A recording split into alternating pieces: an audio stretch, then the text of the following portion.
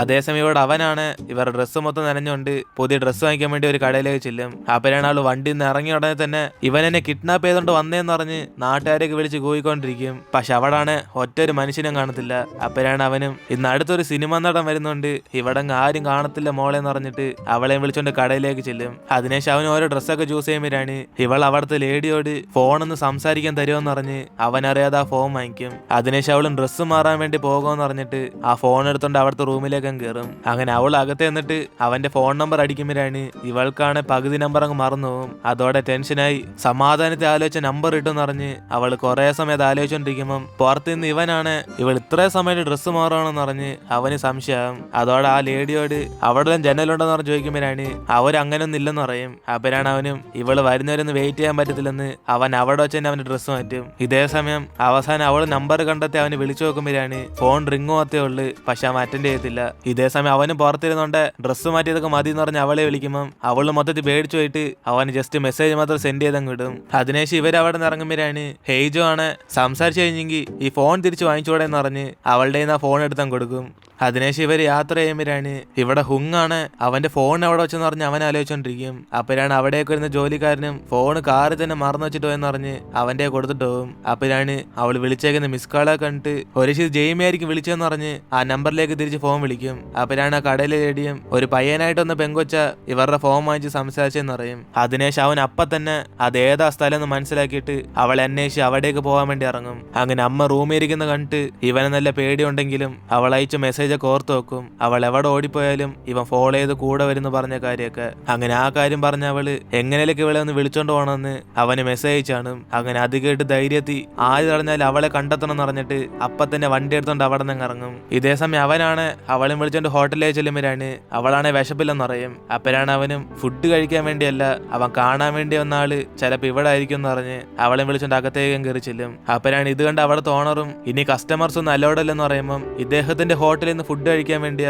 6 മണിക്കൂർ യാത്ര ചെയ്ത് പ്രഗ്നന്റ് ആയ വൈഫിനെ വിളിച്ചോണ്ട് ഇവിടേക്ക് വന്നേന്ന് പറയും. ഇതോടെ അയാൾ മൊത്തം ടച്ചായി അങ്ങനെയാണ് നിങ്ങൾ മാത്രം അകത്തേക്ക് കയറിക്കെന്ന് പറഞ്ഞ് അവരെ അകത്തേക്ക് വിളിച്ചോണ്ട് പോകും. അപ്പോഴാണ് അവളും ദേഷ്യത്തി നീ എന്തിനാ അങ്ങേരോട് ഇങ്ങനെ കള്ളം പറഞ്ഞെന്ന് പറഞ്ഞ് അവൾ ഇവനോട് ചൂടാകും. അപ്പോഴാണ് അവനും എല്ലാം ഫുഡിന് വേണ്ടി ചുമ്മാ ആക്ട് ചെയ്തെന്ന് പറഞ്ഞിട്ട് അവളുടെ അടുത്ത് സംസാരിച്ചോണ്ടിരിക്കുമ്പോഴാണ് അദ്ദേഹം അവർ കഴിക്കാൻ വേണ്ടി സൂപ്പ് എടുത്തോണ്ട് വരും. അപ്പോഴാണ് അവളും എന്റെ ഹസ്ബൻഡിന് ഈ സൂപ്പ് ഒന്നും ഇഷ്ടമല്ലെന്ന് പറഞ്ഞ് അവന്റെ ഫുഡ് എടുത്ത് ഇവളുടെ അടുത്ത് വെട്ടി വീഴുന്നു. അപ്പോഴാണ് അവനും ദേഷ്യപ്പെട്ട് അവളെ തന്നെ നോയിക്കൊണ്ടിരിക്കുന്നത്. അതിനുശേഷം അങ്ങേരും ഇവൾ എത്ര മാസം പ്രഗ്നന്റ് എന്ന് പറഞ്ഞ് അവനോട് ചോദിക്കുമ്പം ജെയ്മിയാണ് എന്തായാലും കൊച്ചിന്റെ അച്ഛൻ അവനില്ലാത്തോണ്ട് അവൻ ഇതിനെ കുറിച്ചൊന്നും അറിയത്തില്ലെന്ന് പറയും. ഇതോടെ അയാൾ മൊത്തം ഞങ്ങൾ ഷോക്കായി പോകും. ഇവരുടെ കുടുംബത്തിൽ എന്തോ പ്രശ്നമുണ്ടെന്ന്. അതോടെ അങ്ങേര് നൈസിനെ അവിടെ നിന്ന് മുങ്ങാൻ നോക്കുമ്പോഴാണ് ഇവനാണ് ദേഷ്യത്തിൽ അവളോട് ചവിട്ടിക്കൊണ്ടിരിക്കും. അപ്പോഴാണ് അവനും ഇങ്ങേര് പോകുന്നതിന് മുമ്പ് ഇയാളുടെ മുടിക്കകത്ത് എന്തോ ഉണ്ടെന്ന് പറഞ്ഞ് അവൻ ആ മുടി പിച്ച് വയ്ക്കും. കാരണം ഇയാളായിരിക്കും അവന്റെ അച്ഛൻ എന്ന് പറഞ്ഞ അവന് സംശയമുണ്ട്. അങ്ങനെ അത് കണ്ടുപിടിക്കാൻ വേണ്ടിയാ അവനിപ്പോ ഇവിടെ കൊന്ന്. അതിനുശേഷം ഫുഡ് കഴിച്ചിട്ട് അവൻ അവിടെ നിന്ന് ഇറങ്ങാൻ നോക്കുമ്പോഴാണ് അവന്റെ ഉദ്ദേശം ഇന്ന് രാത്രി ഫുൾ ഇവിടെ തന്നെ താമസിക്കാനാ.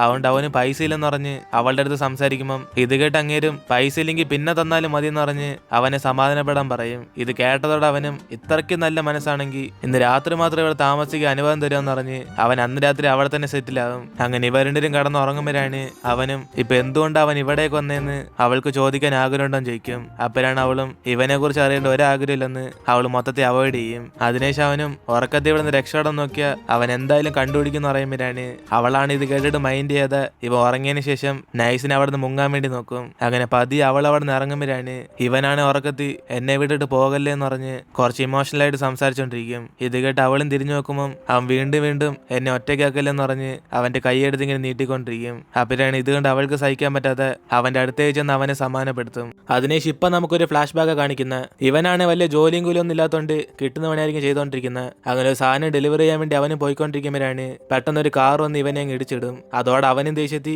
അങ്ങേര് അടിക്കാൻ വേണ്ടി പോകുമ്പോഴാണ് അവന് മനസ്സിലാവുന്നത് ഇവനെ കൊച്ചിലെ ഉപേക്ഷിച്ചിട്ട് പോയ ആ തന്തയാ ഇയാളെന്ന്. അതായത് 8 വർഷം സ്വന്തം മോനാന്ന് വിചാരിച്ച് വളർത്തിയ ആ അച്ഛൻ. അതുകൊണ്ട് രണ്ടുപേരും ഇപ്പൊ കണ്ട സ്ഥിതിക്ക് ഒന്നും പറയാൻ പറ്റാത്ത അവസ്ഥയിരിക്കുമ്പോഴാണ് കാറിന്റെ അകത്തിരുന്ന് ഇവനെ വളർത്തിയ അമ്മയാണ് പെട്ടെന്ന് അവന്റെ ഫോൺ നമ്പർ വാങ്ങിച്ചിട്ട് ഇൻഷുറൻസ് കമ്പനിക്ക് ഫോൺ ചെയ്യാൻ വേണ്ടി പറയും. കാരണം അവർക്ക് ഇവനെ കണ്ടിട്ട് പിടിയൊന്നും കിട്ടിയില്ല.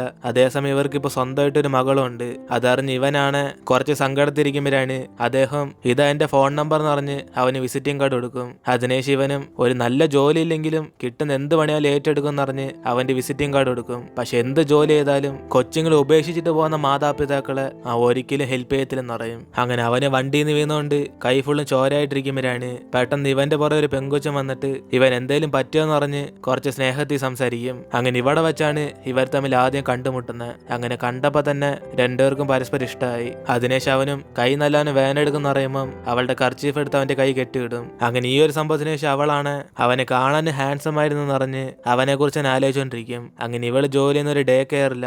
അപ്പോഴാണ് ഇതറിഞ്ഞ അവനും അപ്പൊ തന്നെ ഇവളെ കാണാൻ വേണ്ടി അവിടേക്ക് വരും. അതോടെ ഇവള് മൊത്തം ഷോക്കായിട്ട് ഇവള് ജോലി ചെയ്യുന്ന സ്ഥലം എങ്ങനെ കണ്ടെത്തിയും ചോദിക്കുമ്പം അവനാണ് ആ കർച്ചീഫിനകത്ത് എല്ലാ വിവരം ഉണ്ടായിരുന്നു പറയും. അതിനുശേഷം അവൻ അപ്പൊ തന്നെ ഇവളെ ഇഷ്ടമെന്ന് പറഞ്ഞ് പ്രപ്പോസ് ചെയ്യുമ്പം ഇത് കേട്ട് അവള് നാണിച്ച് കണ്ടപ്പോ തന്നെ പ്രണയിക്കുന്നവരെ അവള് വലുതായിട്ട് അംഗീകരിക്കത്തില്ലെന്ന് പറയും. അപ്പോഴാണ് അവനും അത് കാരണം കൊണ്ടൊന്നല്ല ഇവളുടെ പേര് ജെയ്മി ആയതുകൊണ്ട് അവൻ അവൾ ഇഷ്ടപ്പെട്ടെന്ന് പറയും. കാരണം ആ പേരിന്റെ അർത്ഥം ഫണ്ണായിട്ടുള്ള ഒരാൾക്കാരെന്ന.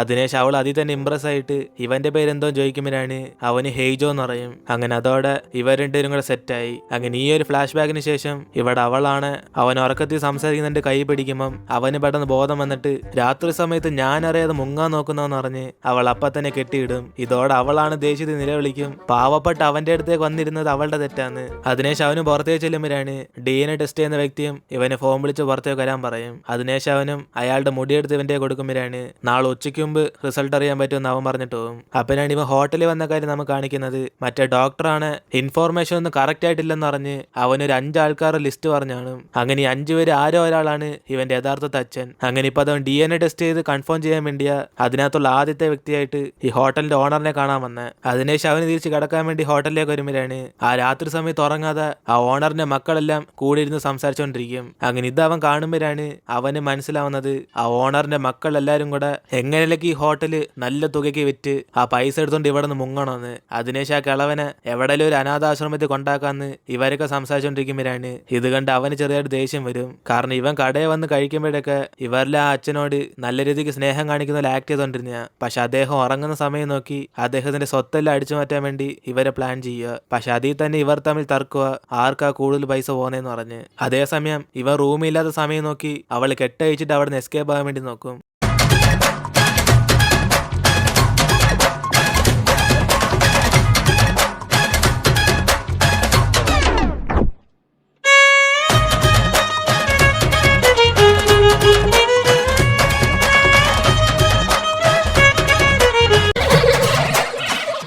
എന്തുവാ മോളെ ഉറക്കം വരുന്നില്ലേ? ചേട്ടൻ വേണേ പാട്ട് പാടിത്തരാം എന്നിന് അവൻ അടുത്തിരുന്ന് പൊട്ടിച്ചിരിച്ചോണ്ടിരിക്കും. എന്റെ പൊന്നു ജെയ്മി, നീ രക്ഷപ്പെടാൻ വേണ്ടി എന്തൊക്കെയാ കാണിക്കുന്നത്? ഇതൊക്കെ ഞാൻ റെക്കോർഡ് ചെയ്യണമായിരുന്നു എന്നിന് അവനും പറഞ്ഞിരിക്കുമ്പോഴാണ് ഇവളാണ് ദേഷ്യത്തെ അവനോട് പറയും ഇവളെ കിഡ്നാപ്പ് ചെയ്ത് വന്നോണ്ട് ചെറുക്കന്റെ ഫാമിലി നോക്കിക്കൊണ്ട് ചുമ്മാ ഇരിക്കത്തില്ലെന്ന്. അങ്ങനെ അവര് കൊറിയയില് ഫേമസ് ആയതുകൊണ്ട് കുറെ പേരോട് കണക്ഷൻ ഉണ്ടെന്ന് പറയും. അങ്ങനെ ഇതും പറഞ്ഞ് അവനെ പേടിപ്പിക്കുമ്പം എന്തായാലും എന്റെ ജീവൻ തന്നെ നശിച്ചു പോയിരിക്കുമെന്ന് അവനാണിത് വലിയ കാര്യമായിട്ട് എടുക്കത്തില്ല. അതിനുശേഷം അവൻ അവളോട് പറയും ഇത്രയും കണക്ഷനുള്ള ഡേഞ്ചർ ആയിട്ടുള്ള ഫാമിലി എടുത്തിരുന്ന് ഇവള് മാത്രം ഇവളുടെ അസുഖം മറച്ചു വയ്ക്കുന്ന ഡേഞ്ചർ ആയിട്ടുള്ള കാര്യമില്ലെന്ന് പറഞ്ഞ് അവളോട് തിരിച്ചു ചോദിക്കും. അങ്ങനെ ഇത് കേട്ടതോടെ അവൾക്കാണ് അതിന് ഉത്തരം പറയാൻ പറ്റത്തില്ല.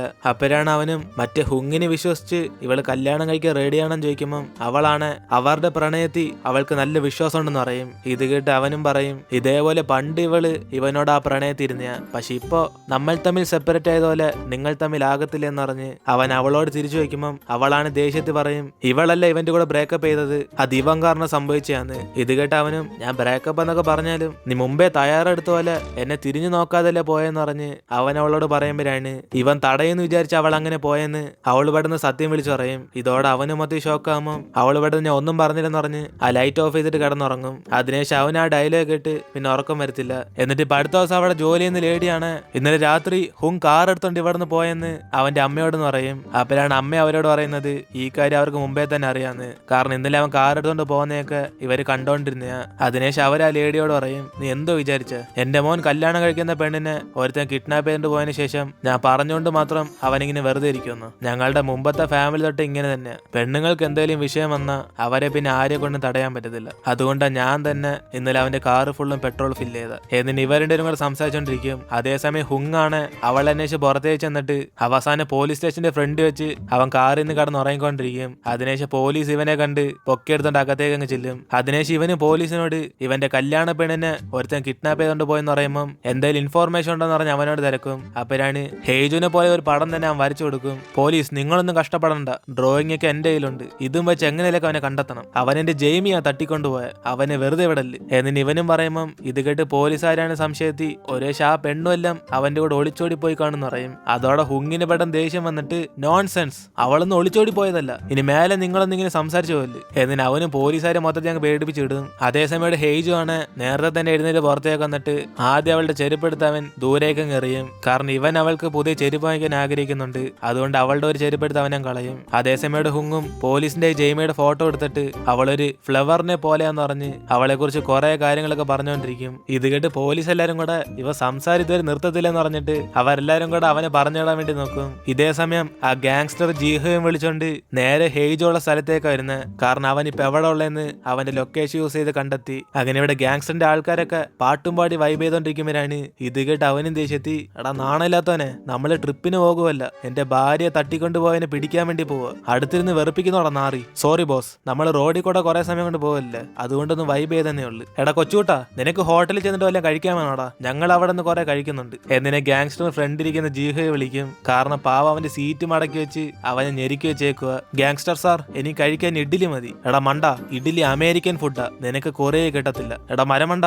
അത് അമേരിക്കയല്ല ഇന്ത്യ എന്നിന് അവരൊക്കെ സംസാരിക്കുമ്പം ഉള്ള ഫുഡേ കഴിച്ചതെന്ന് പറഞ്ഞിട്ട് ഗാങ്സ്റ്റർ വീണ്ടും അവനെ ഞെരുക്കി കൊല്ലും. അതിനുശേഷം ഇവിടെ ഹുങ്ങും എല്ലാ സ്ഥലത്തും അവളുടെ പോസ്റ്റർ ഒട്ടിച്ചിട്ട് ജെയ്മി ആരെങ്കിലും കാണുവാണ് അപ്പൊ തന്നെ എന്നെ ഫോൺ വിളിച്ചു പറയണമെന്ന് അവൻ എല്ലാവരുടെ അടുത്ത് നോട്ടീസൊക്കെ കൊടുത്തോണ്ടിരിക്കും. അങ്ങനെ കുറെ പേര് അതൊന്നും മൈൻഡ് ചെയ്യാതെ അതൊക്കെ അപ്പൊ തന്നെ കീറിക്കളയും. എന്നാലും അവനും ജെയ്മി എങ്ങനെ കണ്ടെത്തണം എന്നറിഞ്ഞ് ഉള്ള എല്ലാ സ്ഥലത്തും ആ നോട്ടീസ് ഒട്ടിച്ചിരിക്കും. അങ്ങനെ പാവ അവൻ അവളെ ഓർത്ത് കുറെ വിഷമിച്ചിരിക്കുക. ഇതേസമയം ഹെയ്ജോവും രാവിലത്തെ അങ്ങനെ കൊടുക്കാനുള്ള പൈസ എല്ലാം കൊടുക്കുമ്പോഴാണ് അദ്ദേഹം പൈസ കണ്ടിട്ട് ഇതിപ്പോ കുറെ ഉണ്ടെന്ന് പറയും. അപ്പോഴാണ് അവനും ബാക്കി നിങ്ങൾ തന്നെ വെച്ചാന്ന് പറഞ്ഞിട്ട് അവൻ നല്ല മനസ്സോടെ പറഞ്ഞിട്ട് അവിടെ നിന്ന് പോകാൻ നോക്കുമ്പോൾ ഇദ്ദേഹമാണ് അവനെ പോകാൻ സമ്മതിക്കാതെ എങ്കിൽ പിന്നെ രാവിലത്തെ ഫുഡും കൂടെ കഴിച്ചിട്ട് പോയിക്കൊന്ന് അവനെ പിടിച്ചിരുത്തും. അതിനുശേഷം ഇവരുടെ ബ്രേക്ക്ഫാസ്റ്റ് കഴിക്കുമ്പോഴാണ് അവളാണ് ദേഷ്യത്തെ അവനോട് ചോദിക്കും ഇവളുടെ ചെരുപ്പ് ഇവനല്ലേ എടുത്ത് കളഞ്ഞെന്ന്. പക്ഷെ അവനാണ് വല്ല പട്ടിയും കഴിച്ചോണ്ട് പോയിക്കോണെന്ന് പറഞ്ഞ് അവളോട് കള്ളം പറയും. ഇത് കേട്ട് അവൾക്ക് പച്ചയ്ക്ക് മനസ്സിലാവും ഇവൻ തന്നെ ചെയ്തിട്ട് വെറുതെ കള്ളം പറയാന്ന്. അതോടെ അവൾക്ക് ചെറുതായിട്ട് കരച്ചിൽ വരുമ്പം ഇത് കണ്ട് അവനും ആ ചെരുപ്പിന് വേണ്ടിയാണ് വെറുതെ കരയുന്നതെന്ന് പറഞ്ഞ് ആ പുതിയ ചെരുപ്പ് വാങ്ങിച്ചാലെന്ന് പറയും.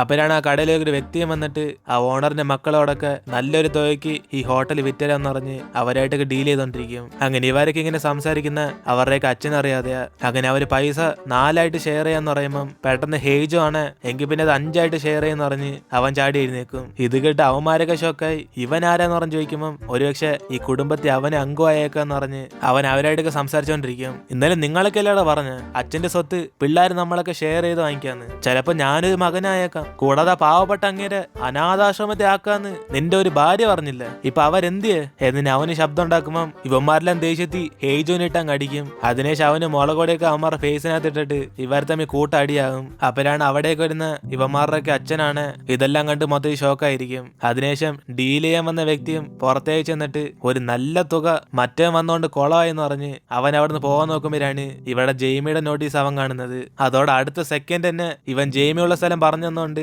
ഹുങ്ങാണ് എവിടാണോ ഉള്ള അവൻ അവിടെ നിന്ന് ഇവിടേക്ക് ഓടി തന്നെ വരും. ഇതേ സമയം അവൻ അടികൂടുന്ന സമയം നോക്കി ഇവള് പേടിച്ച് അവിടെ നിന്ന് എസ്കേപ്പ് ആകാൻ നോക്കുമ്പോഴാണ് എന്റെ മക്കളടിക്കാൻ നീ ആരാടാ പട്ടി എന്ന് പറഞ്ഞ് അങ്ങേരെ ഒന്ന് ഹെയ്ജോനെ അടിക്കും. ഇതേ സമയം ഗാങ്സ്റ്ററിന്റെ ആൾക്കാരെല്ലാരും കൂടെ ആ ഹോട്ടലിന്റെ അടുത്തേക്ക് എത്തി. അങ്ങനെ അവന്മാരും ഹെയ്ജോനെ കൊല്ലാൻ വേണ്ടി വെപ്പൺസ് ആയിട്ടിരിക്കുമ്പോഴാണ് ഗാങ്സ്റ്ററും ജീഹോടെ ഇരിക്കുന്ന വെപ്പൺ കണ്ടിട്ട് നീ എന്താ അവന് ഷേവ് ചെയ്യാൻ പോകുന്നോടാന്ന് പറഞ്ഞ് അവനെ ഡാമേജ് ചെയ്തങ്ങിടും. അങ്ങനെ ഈ ഒരു സീനോടെ നമ്മളുടെ ഇന്നത്തെ എപ്പിസോഡ് ഇവിടെ തീരുവാണ്. ഈ ഡ്രാമ ഇഷ്ടപ്പെട്ടവരൊക്കെ വീഡിയോക്ക് ലൈക്ക് ചെയ്ത് സപ്പോർട്ട് ചെയ്യുക. എന്നാലും നിങ്ങൾക്ക് ഈ ഡ്രാമ ഇഷ്ടപ്പെട്ടില്ലെന്ന് എനിക്ക് അറിയത്തുള്ളൂ. സോ നെക്സ്റ്റ് എപ്പിസോഡിന് വേണ്ടി വെയിറ്റ് ചെയ്യുന്നതെല്ലാം കമന്റ് ഇടുക. സോ ഇനിയിപ്പോൾ നമുക്ക് അടുത്ത എപ്പിസോഡിൽ കാണാം.